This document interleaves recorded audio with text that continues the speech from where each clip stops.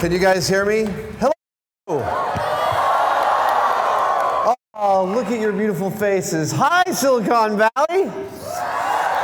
Oh, maybe you don't know, maybe some of you were here, but I played this hall 3 weeks ago on the Brain Candy tour with Michael Stevens from Vsauce. Oh yeah. We'll be traveling the country again in the fall, so take a look, braincandy.com. It's a 2-hour celebration of learning new things, which is really what the con is all about as well. I'm having an amazing con so far. How about you guys? There are some empty seats up here. Now, my first thing I want to tell you is don't run, but there are some empty seats up here. You could take advantage of that if you wanted to come up front. Yeah. I've heard that too, but all right, maybe not. No. Oh, okay. I was told to ask people to sit in these seats, but I was apparently wrong. I'm wrong. I'm so sorry. You made me the asshole. That's fine. I can take it. So I have already had an amazing morning, an amazing night, an amazing day. Yesterday, I gave a speech at the San Francisco Science March rally at Justin Herman Plaza. I have no idea how to estimate crowds, so we had well over 150,000 people. Go repeat it, it'll become a fact. I never thought a president would choose "I reject your reality and substitute my own" as a campaign slogan.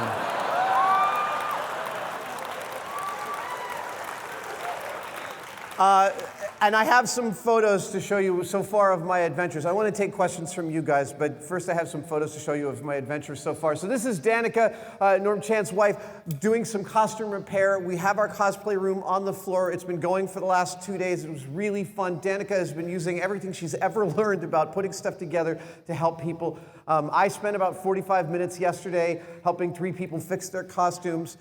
This has been a test. We've been seeing how this worked, and it's been so gangbusters. I can't wait to get back to the table and start helping more people fix their costumes, because I love this. This girl had hand-built this. I mean, I love the hand building. I love the craft and the excitement and the sweat and the discomfort and all of that, and it's really fun to talk to everyone. Next year, what I want to do is actually set up video monitors above the repair tables, so you guys, I noticed we had a crowd around, figured it's a good teachable moment. We can come up with these solutions on the fly and people can watch them. I also, what's the next photo? Yes, we found a second Totoro. His name, amazingly, is also Adam, and we brought him back to the room, and I put on my Totoro, and we walked around, and if there's anything better than a Totoro costume, it's 2. Yeah, look at that. And he did the smile. This was my cosplay this morning. Yeah. The Chewy is a bunch. We did a 1-day build of the bandolier. It's several different commission parts, but the 3PO comes from C-3PO Master Gordon Tarpley. He supplied me with the vacuum metallized and weathered parts. I put them together into the backpack. There's a whole family of Leias, Reys, and Jedis. It was so much fun to watch. Chewie's the best non-human character in all of fiction. Truly, yeah, we had a really good time, and I think I lost like 3 pounds in about 40 minutes. And that's a relatively simple cosplay. Yeah, I said this on the podcast this morning. I really want to tip my hat to you cosplayers, because I get to effectively be a little bit of a tourist on this. I've got a lot of support. I've got a team. I can sort of dip in and do an hour of sweaty work and then go back and have lunch. You guys I know so many of you are like coming out of your hotel rooms wearing a hot foam costume you spent months or years putting together, and you sweat in it all day long as you compare notes about your discomfort with other people who've made similar costumes. I was like at San Diego, no, it was in New York Comic-Con last year, and I saw some girl dressed as Rey, and I watched as she just was like pulling on this thing that you could tell had been pissing her off all day, and I was like, that's what it's all about. The discomfort is part of it, because you don't remember. It's like childbirth. It just goes away. So they tell me. But my hat is off to the cosplayers, because I really know how much work you guys put into it. I get to taste the glory, but I really know the commitment that you put in. So can we have a round of applause for the people who are dressing up?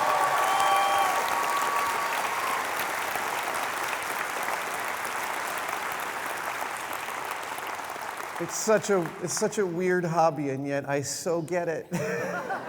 I feel you. Okay, so we have a couple of microphones down here at the ends of the aisles, and I will spend as much time as they allow me here, 47 minutes and 30 seconds, answering your questions. Hello, Deadpool. Good morning. Good morning. So, first question, well, only question, I guess it's first of the day. Anyway, That was so Deadpool. as makers, we're always looking at facsimile, as a lot of what we make is facsimile. What is the line between facsimile and forgery? Like, example, in horological circles, it's extremely frowned upon to have a replica. But yet I totally get you have a replica Speedmaster, and I think it's good to have that replica Speedmaster. Yeah, I did get a cash-based credit card just to buy that from some sketchy Russian site. And yeah, what is the difference? The difference is, are you benefiting from somebody else's hard work? I know within the prop collecting and costuming community, there's a lot of discussion about recasting. And the cognitive dissonance within the discussion about recasting is amazing and hilarious, because every one of us who's been a part of these communities has things that we can't talk about, or that come from sources that we'd rather not reveal because people have compromised themselves to make them available to a few friends. That happens to everybody. But that's not necessarily taking food out of somebody else's mouth. You know, if I make a costume from a film that Jon Favreau directed, John's not going to get pissed off at me because I haven't removed anything from his table. So there's that. Then there's, you know, you make a Deadpool costume. You need 2 swords, and maybe you buy one and you use that as a guide to make your second one. I feel like that's okay. This is the kind of things we do. We work out our budgets. No, you know, it's an expensive hobby, or it can be. I'll tell you that Chewbacca with the 3PO is a freaking rich man's costume. It's ridiculous what I spent on it. And I feel very lucky that I'm able to do it, but I'm under no illusions that it's like that it's an easy ask. But you know, if you take somebody else's thing, which happens on eBay constantly, I mean, really, if you buy a raw resin casting on eBay, you're almost guaranteed to be buying it from someone who has stolen that thing from somebody else and has just thrown it into rubber poorly, because I guarantee you're not buying what you see the photo of. And you're taking food out of their mouths. You're taking their hard work, and somebody else is benefiting from it. And that I have a problem with. Go ahead. I'm remiss to not also, since I brought up horological stuff, wristwatch check, Land of Who, what do you got? I've been on a little bit of a watch spree lately. I just bought on this tour, we toured 41 cities. I bought a beautiful Shinola watch in Detroit at the Shinola store. They're beautiful. Shinola watches is a Swiss movement, but the watches themselves are hand assembled in Detroit by locals. It's manufacturing brought back to the United States, which is awesome. But right now I'm wearing a Seiko diving watch with the 25% red and 75% blue bezel on it. And I love this. It's a nice little, the real problem is both my Omegas are in the shop. Because while I think the Omega Seamaster is a magnificently beautiful watch, as far as I can tell, they're freaking lemons. Thank you. Hello. Hello, Anna. First off, I just want to claim first for yesterday for your torture aisle. I got lucky. I saw you coming out of the freight elevator. Oh, you were wearing the multicolored. Yes, okay. And I've watched the making video so many times. I didn't even have to think about it. I went, that's Adam. And ran up and got my hug. So. So I love the footage. When you watch the footage of that walk, what's great is because I can see out of the camera on top of my head, and we're recording that feed, the bottom of the frame is the fur of Totoro's chest. So when people hug him, their face like buries into the fur. It's so cute. And I did that. I almost forgot to thank you while I was doing it because it was like, ah. We've had, my dog walker is a former Special Forces SEAL Team something guy, and he comes every morning to pick up Huxley and Maggie and take them out for adventures, and he walks in and he goes, Adam, do you mind if I take a picture of Totoro? I was like, no, not at all, man. And he's like, can I touch it? I never thought I'd see a full-size Totoro. What's your question? Okay, yesterday I walked into the cosplay repair thing and you just happened to be there and you're working on the costume for a little girl. And it was just amazing watching you work and not only work on her item, but deal with her as well and make her comfortable having somebody she obviously didn't know working with her. How do you handle that sort of instant interaction, especially with somebody young who obviously doesn't know you? So, yeah, that's a lovely question. That type of interaction I find is self-generating in terms of energy. When you are someone who is somewhat famous, you deal with all sorts of projections that people bring in the interaction with you. Sometimes it can be very difficult because you can tell they want a friendship, they have something they want from that, and as empathic humans, I sense that, and I know we're not going to get to that within this conversation, and I feel the desire. But past that, and so frankly, when you're first newly famous, you can feel all that kind of projection that people bring, and it's tiring, and you want to protect yourself. You need to build some walls around you. As you guys know, you see people like Shatner walk around these halls, and they have their protection, and they need that. Every night on the Brain Candy tour, Michael Stevens and I did meet and greets for 100 VIP guests that paid extra for the tickets. Now, Jamie and I, when we toured for several years, we did 50 every night, but Michael and I decided to bump it up. And it can be exhausting if you're thinking about the end of the interaction. But if what you're doing is every time someone comes up to you, you are seeing them as a person and just looking them in the eye and talking to them as that person, not as the interaction that's happening, not as the projection that's happening, it generates so much energy that I can't get to sleep till 2 or 3 every morning when I'm out on tour. And when I'm sitting at that table and I am diving right into my skill base, past any ideas of who she is and who I am, but just like, okay, let's solve this problem right in front of us, it's thrilling and it's lovely. And I keep going back to being 24, I met Peter Gabriel. And Peter Gabriel's albums were the soundtrack of my late teens and early 20s. I'm a little younger than Cameron Crowe, but Say Anything is exactly that, my wheelhouse. And I remember all 170 seconds of standing there talking to Peter Gabriel. And so I think of that every time I meet a fan and what they're going to get out of it. They're going to rewind this interaction and they're going to think about it, and I want them to go away with something good. I want to give a gift because the life I get to live is one of incredible grace, and I'm so grateful for it. I'm so grateful for all. I got to keynote a science march yesterday, and then I got to dress up as Chewbacca this morning.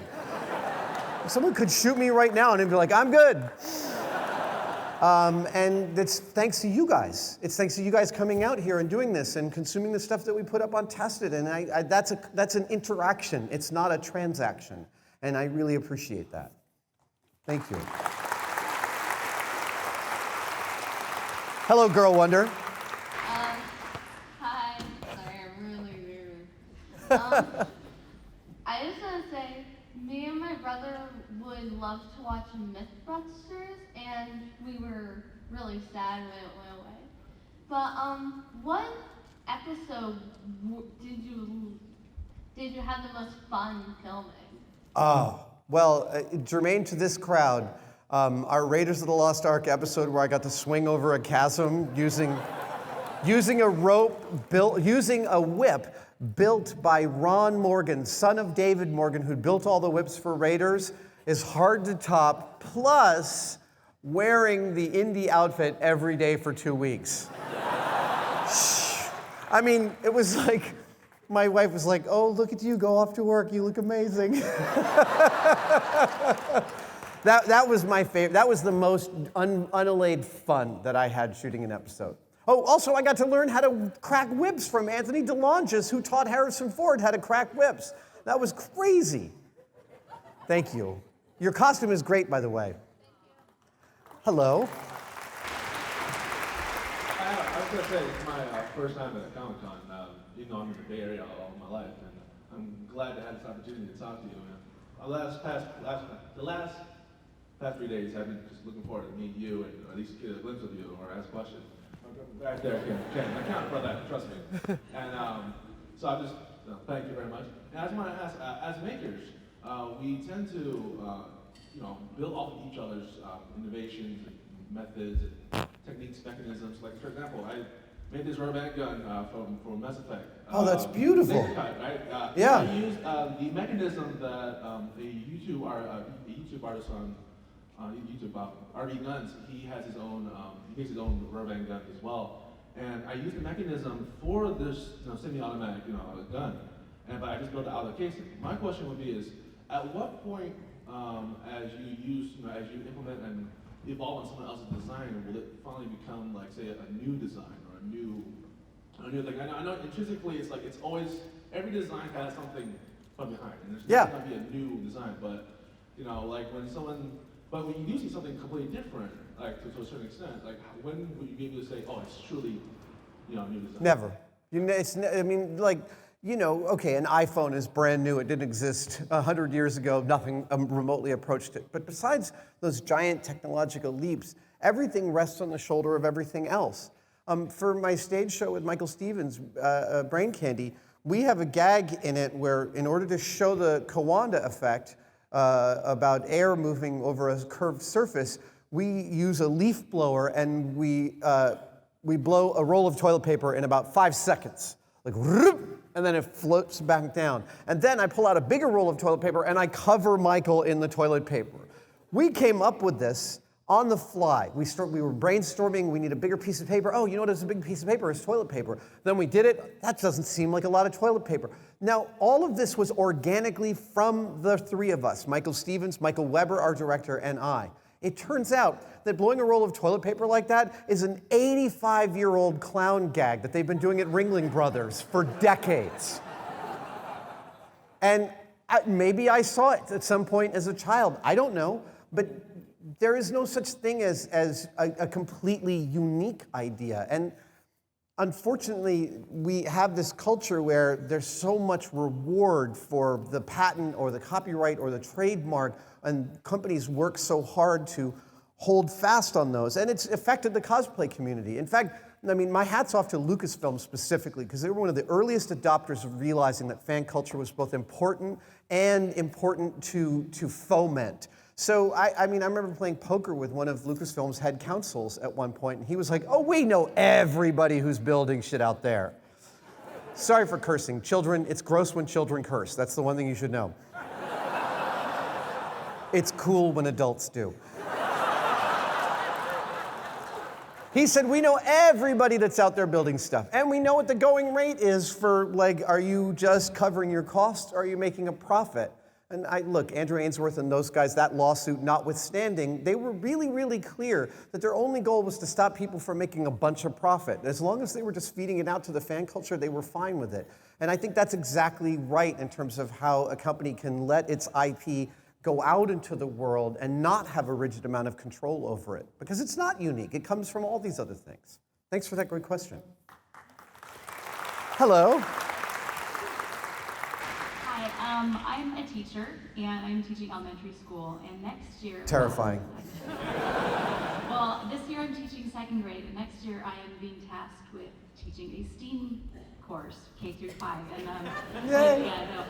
My question is, as a relatively newish kind of genre or subject for K to, kindergarten to 5th grade, I was wondering, what does a STEAM classroom, science, tech, engineering, art, and math, what does that look like to someone like you who works so heavily in it? And what would you suggest for someone like me who's gonna kind of pioneer this at my school site? So there's a lot of debate when STEAM comes up. The A is controversial. People who are embedded and immersed in the pure sciences, who are chemistry and math nerds, and I love them, but they're like, I've never and will never paint a painting, so what the F does that have to do with my discipline? And I understand the question, but at the same time, if you're going to publish a paper, you have to be able to write it, and you have to make diagrams, and you have to be able to visualize your data for other people. That's an art. And that's one aspect of why A belongs in STEM. But the other and most important one is one that I've been banging the drum on for a few years now, which is on Mythbusters, I started out, I thought my job was to make stuff and talk about it on television. Then I realized that we had, not by our design, we had accidentally built a science show, and that it was actually inspiring people, and we felt some responsibility. We also, both Jamie and I, really got into the methodological design and found that really invigorating. And so we started peeling layers of the onion. If you watch the episodes over the years, they got more and more complex. And the reason they got more complex is because all of us got better at parsing and peeling apart these things.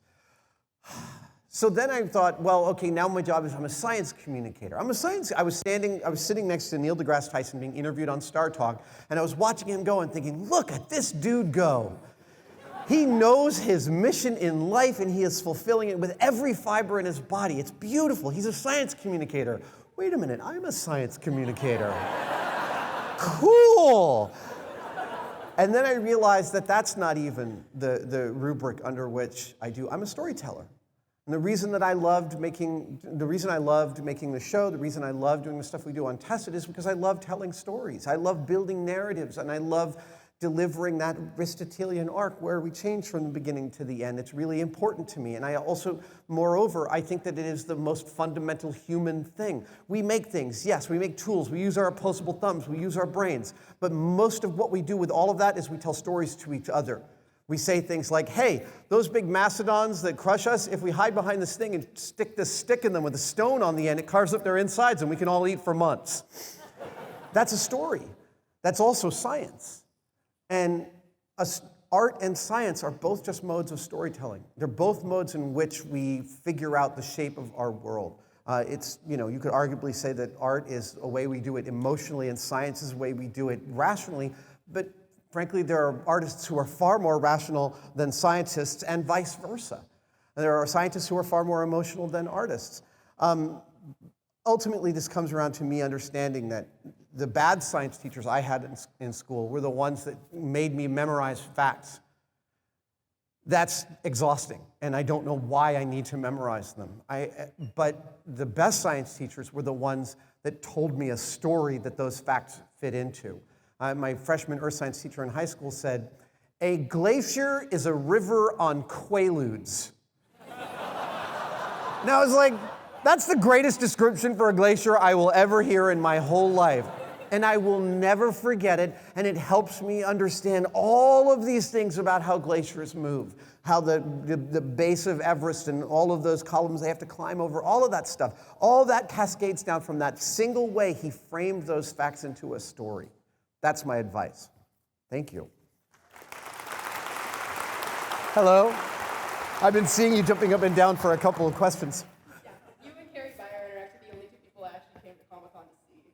Oh, I don't even know so you like the redheads? when I bought my ticket. You like redheads? Is that it? It's the gingers. Well, Although I guess I'm a blonde now. I've seen every episode of Mythbusters. I can't even say that. I absolutely love the show. I really want to ask one important question, but I also really have to know, are you doing autographs?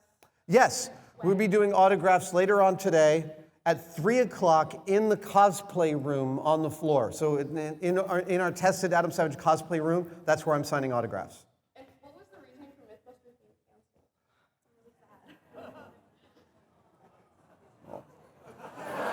sad. I hear you. I'm going to tell you the real answer. So Mythbusters was on for 14 years. Everything in the world has its own bell curve. And thank you.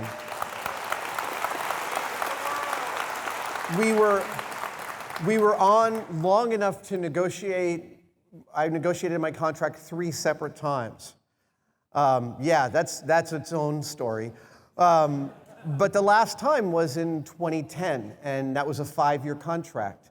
And that contract so we signed that contract when our ratings were at their absolute peak.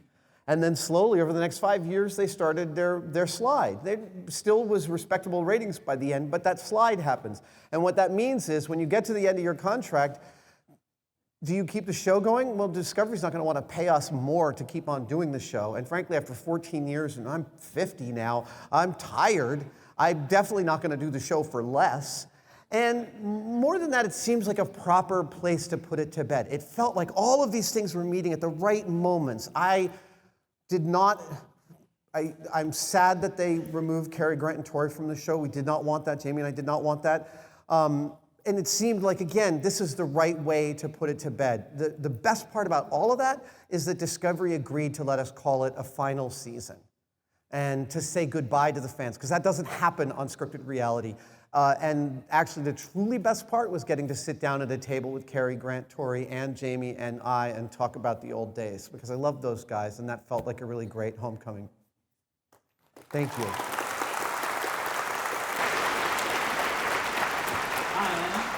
Hi, my name's Fred. I'm from the Netherlands, so this is my first Comic-Con, and I've traveled thousands of miles.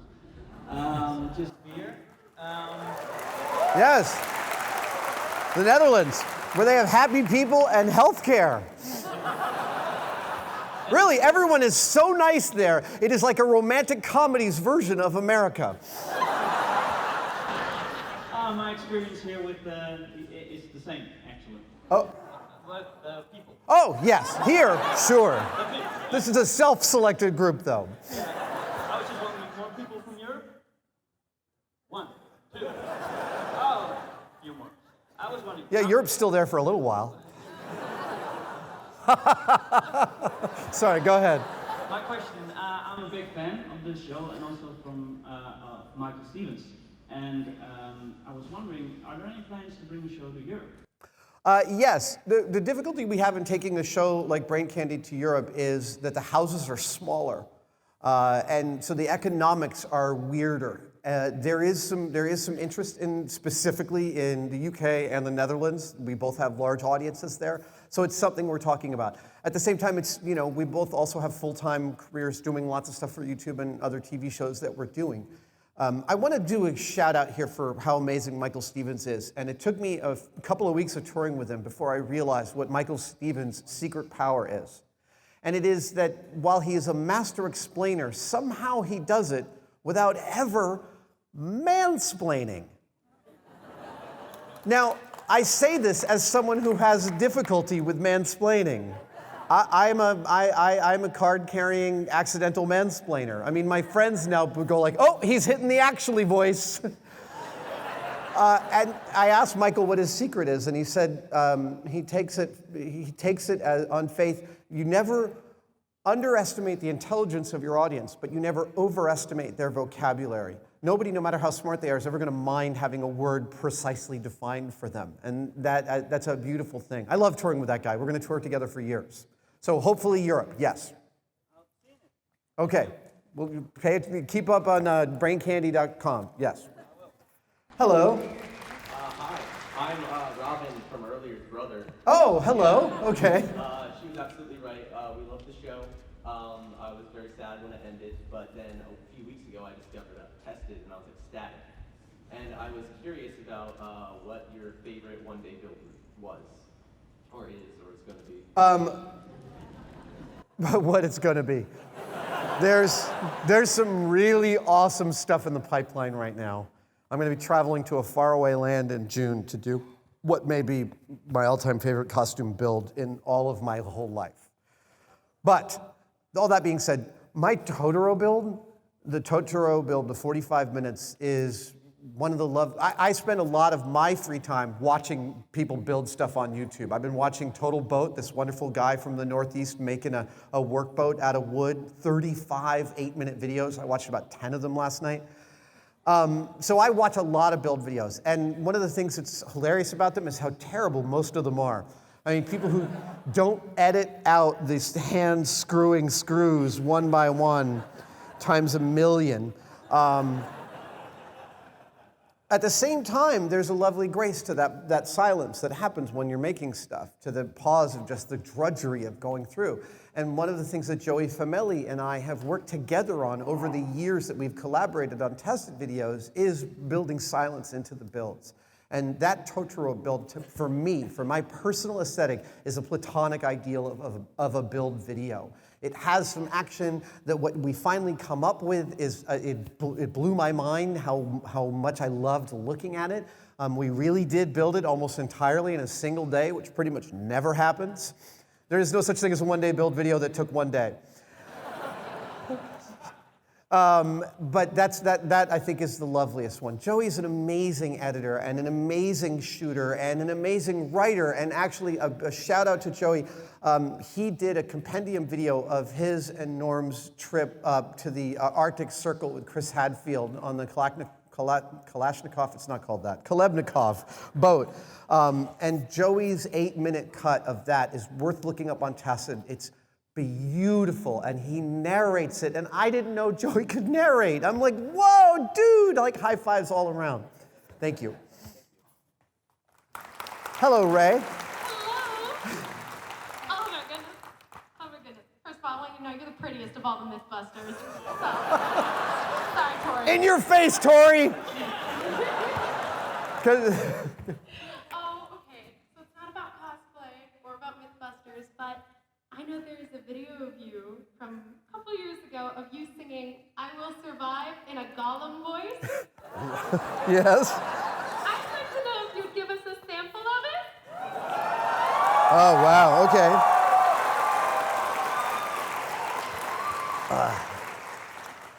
Let's see.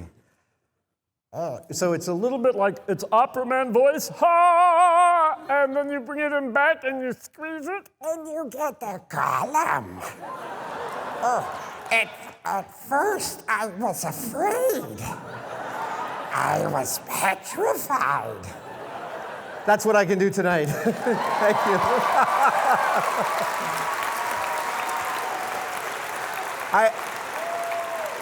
I unintentionally trashed my voice last night meeting the cast of Sesame Street and then sharing war stories about television with Phil Plait. Hello. Hi. So it sometimes seems that a lot of the value in a project is the process rather than the project, or the doing rather than the done. Do you have a counterexample, something you worked on where either the end product, when it was done, you didn't think it was really worth the effort, or something where partway through you said, this is garbage, I should have stayed home and binged Netflix all day? Full stop, no. I have never regretted putting the time into something. It's just never. If the project came from me, no matter how hard it was, I learned something and I was changed by it. The only counterexample I can think of is working for bad people. And this is one of the great things that my parents gave me. Among the wonderful tools that they gave me in ways to see the world and ways to interact with other humans, they also gave me the tremendous privilege of covering me when I found myself in a job I could not abide, working for people who were unhappy and kept their staffs unhappy. And we've all had those jobs, and they are soul-crushing.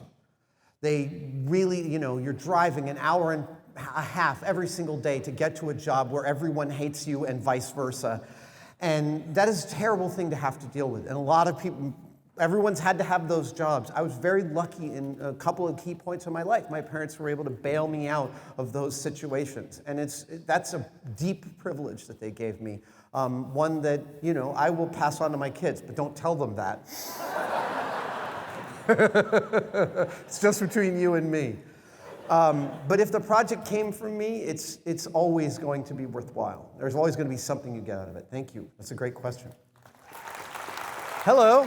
Hi, Mr. Savage. Hello, sir. I am a huge fan, my family.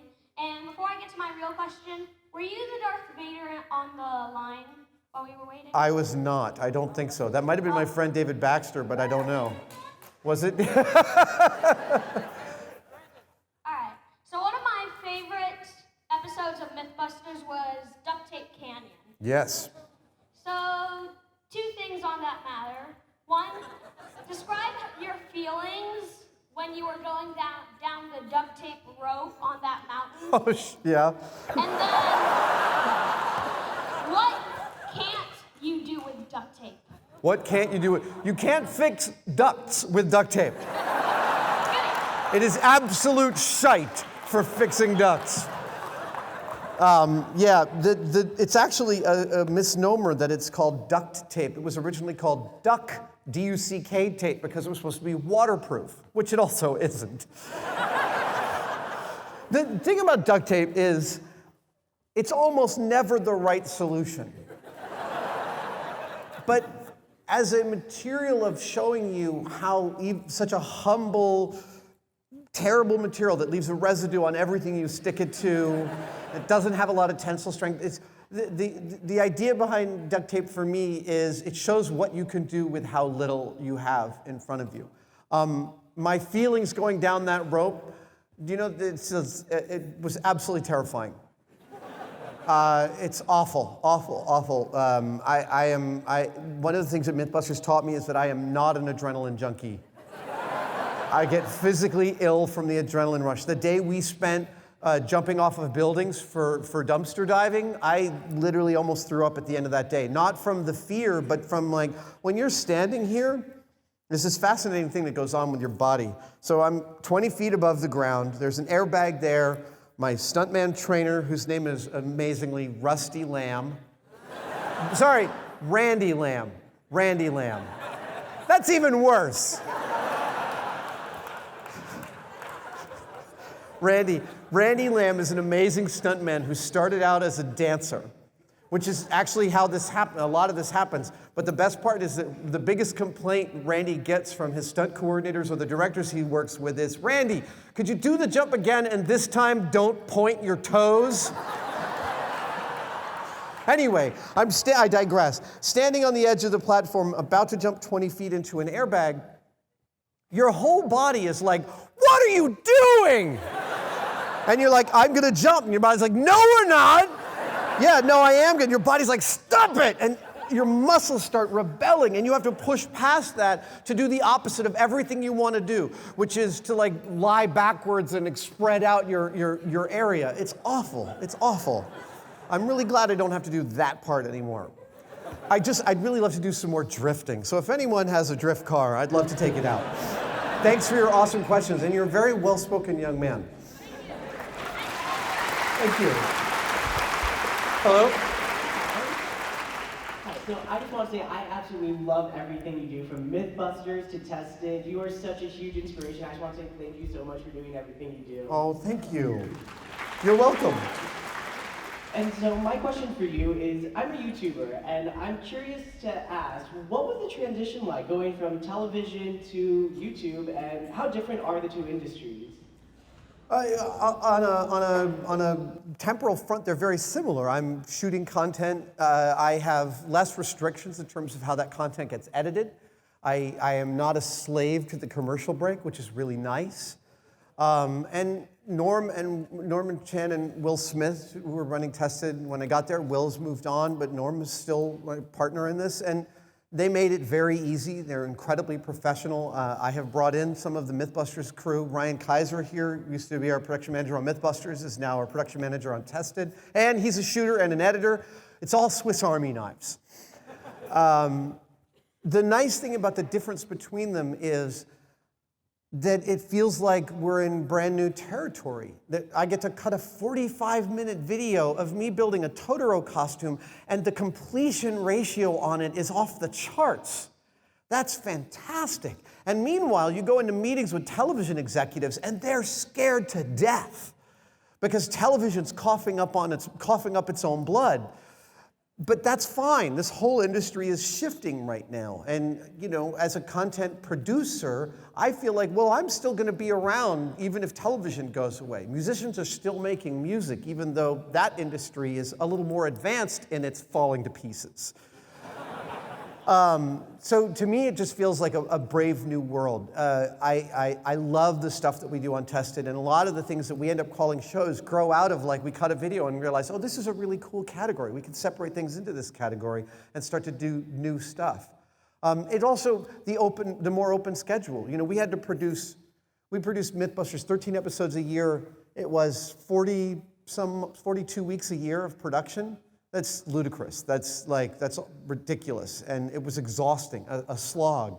And having the more open schedule to produce stuff as needed on Tested is much more relaxing. Thank you. Hello. So, my girlfriend and I are planning to start cosplaying next year. And I just wanted to know what's your opinion of, like, sticking to a single fandom versus, like, mashing them together. I'm totally agnostic on that front. It's whatever, listen, this is truly the hobby where whatever blows your dress up is what you should be doing. Seriously. The metric that you should be looking for is less what the outer fandom thinks of what you're doing, but it's like, how does it feel to put on that costume? Because frankly, we're putting on the Chewie costume, and I start to get like, as I put it on. And I mentioned, my wife pointed out that I get that energy when I'm about to put on a costume. Now, I realize that sounds creepy. And I said in the video, let's cut that part out, but I knew as I said that we weren't gonna cut it out. But the question for you is, what's the transformation that you want to engender? Because that's what it's really about. It's that personal injection of yourself into the narrative that meant and moved you. Thank you. Hello. So my older brother and I grew up watching Mythbusters, and we loved it, and we still love it. We still watch the videos, even though it's a little bit old.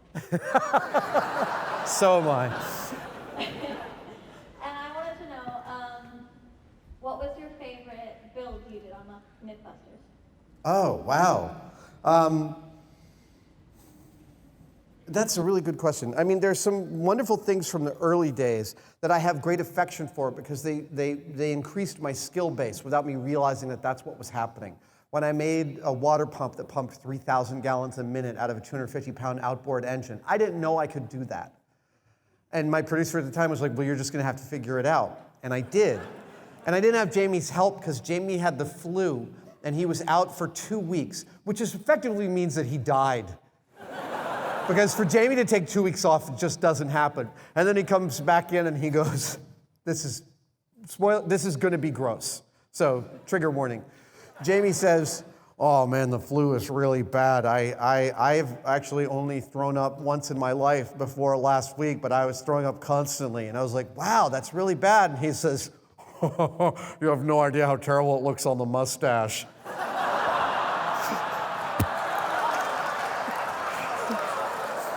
Stop talking, Jamie.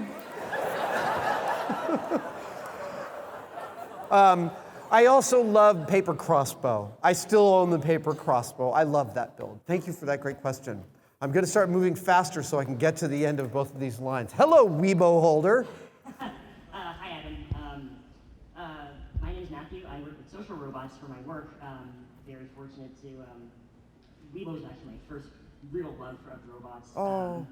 And I wanted to ask you a question because I know you work in film, and I actually knew you from movies like Flubber years prior to you being on Mythbusters. How can robots be better integrated into the film industry, not just as tools, but as actual characters?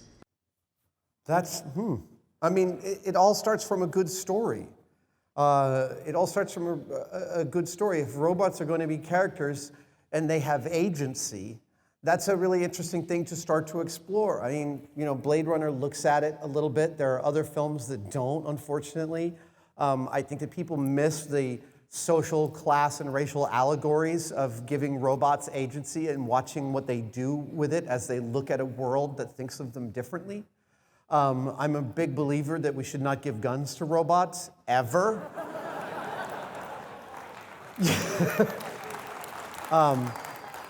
But it comes down to, so it's not just a good story, but every time you do something like you take a creature that we built and you give it autonomy and agency, that is an allegory for what it is to feel like an outsider. And feeling like an outsider is what it is to be human. Because we are all essentially alone. We work together, but you know, the transition to adulthood is the realization that no one's going to take care of you. It's just up to us. And that's a story that we can tell with a robot protagonist just as well as we can tell with a human protagonist. Thank you. Hello, sir. My name is Dakota, and I personally love Mythbusters with my family. They're in the front row over there. And hello. When we heard you were coming, we were like really excited and we couldn't wait to see you. And I know in Mythbusters you do a lot of explosions. I have a question. What's your favorite one? Water heaters, man. There's nothing better than a water heater failing. It feels like what the Wile E. Coyote in all of our hearts wants an explosion to feel like. It is this guttural thud. It comes up through the ground, it hits you, knocks your knees, and comes up your spine. It is exactly like falling in love. Thank you. Yes? Theater, and I actually had a completely different question, but you talked about storytelling. So I have to know, sorry, my space hamster's escaping. I have to know, who is your most inspiring storyteller? Oh, wow. There's so many in so many different mediums. I love what Guillermo del Toro does. I love Michael Chabon's fiction. I love Gabriel Garcia Marquez. There's been so many ways I've been moved by story. I was talking to someone last night about Excalibur, the movie, John Borman's movie, which is in many ways terrible, but it's so important. And there's this moment in the film, I'm getting chills, I'm just about to tell you about this, where Arthur is storming this castle and he succeeds in besting the knight whose castle it is, and he puts Excalibur at the guy's throat and says, "Will you yield?" And the guy says, "Why would I yield to someone who's not even a knight?" And Arthur says, "You're absolutely right." And he hands him Excalibur and he gets on his knees and says, "Will you knight me?" And I burst into tears. And I was like, how the hell did they earn that from me in this cheeseball movie where people wear armor while they're having sex? Kids, you're not old enough to see Excalibur just yet. Although I convinced my dad to take me to it twice when I was 13. Thank you for that. Yes? Hi. Awkwardly, it's a little girl. That's a good question. Hi. Oh, I'm so sorry. I'm so apologize. It's okay. Almost everyone I meet first time, I think I'm a girl. Well, hello, young man. So my question is what was your favorite Duct Tape special episode in Mythbusters? So we built 3 boats in the course of making Duct Tape episodes. Yeah. We built the sailboat on San Francisco Bay. We built the outrigger canoe for Duct Tape Island. But the river rafting duct tape boat that I dumped off of in level 5 rapids, that's by far the best. I've seen that one. Thank you. Thank you for that great question. Hello. Hello, the name is Jeff Brown. Hello, Jeff. I've been watching Mythbusters since I was 6 or 7. My biggest question yet is, what was the most stressful, biggest pain in the buttocks you ever had with any myth ever?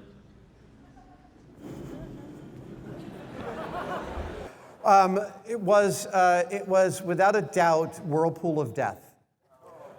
Now, it's not because I spun until I got dizzy and threw up my pizza dinner into a pool I was in. That was fine. What you couldn't see in that episode is we were filming at the top of an 18-foot tall tank on scaffolding with just this little tiny scaffolding railing. And it was San Francisco winter, and it was like 42 degrees with this steady 20-mile-per-hour wind coming out of the North Bay that was just making all of us cold to our bones. And you know when you just can't get warm? And we had no money to make the show back then, so there was no place for us to warm up. We had this like open concrete bunker to sit in and eat cold sandwiches. And we had to finish that episode. We were forced to finish that episode by the end of that day, which was an unsafe situation because we're on slippery boards 18 feet off the ground in freezing cold rain where we can't feel our feet. None of that made it into the narrative, but that was the worst shoot. The hell with that shoot. Hello. educational stuff in STEAM and all the work you're doing in education. I had a question for you about your role in the Nation of Makers and your plans for the Nation of Makers. So Nation of Makers is a nonprofit formed out of the Office of Science and Technology policy of Obama's White House. And I worked with OSTP and one of the deputies there, Tom Khalil and Andrew Coy and DJ Patil and a bunch of other amazing people, Kate Gage, Carrot Freeze. That is an incredible team. It's 170 people strong, all trying to change the world with technology. That team is now, I think, 25 people. And so Nation of Makers grew out of projects that started with OSTP. And Nation of Makers seeks to be a nonprofit that helps makerspaces share best practices, curricula, group tool buys, however we can support. It's an organization that supports organizations. Because makerspaces, as so many of this audience knows deeply, makerspaces are popping up everywhere, but they are not being equally distributed. I guarantee you if there's a private school, they've got a makerspace, but probably not in the local rec center or the local public library. So Nation of Makers also has as a goal to make sure that the access to makerspaces is really equalized across our whole population. Because American manufacturing is disappearing because of automation, but I think that 3D printing, which still kind of sucks, is about to undergo a real transition to moving from a prototyping technology to a manufacturing technology, where all of a sudden you won't need to make 1 million iPhones before one can be affordable to a person.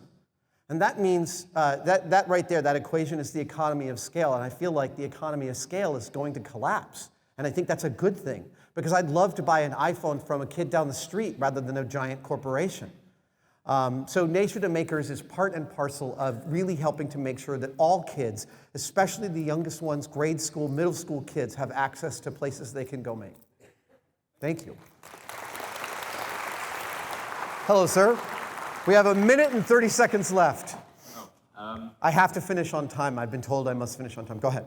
My question was actually about how do you feel about 3D printing and like laser cutting for entire props for prop making? I think it's great. Look, I love props made out of garbage bags and socks. I don't care how they're made. In fact, the cheapest ones are the ones that show to me the most dedication of like, I don't care how this looks. I want to put this on and I want to wear it proudly. That is an ethic that I really, really love. Thank you. Okay, one last one. Here we go. Hello, hi. Hi. I just want to say, oh my God, it feels so exciting to meet one of my childhood heroes. I've watched you since I was 5, and I love Mythbusters, and your TED Talk, Love Letter to Cosplay is amazing. Quick question, so as many of us cosplayers know, cosplay is super expensive. Yes.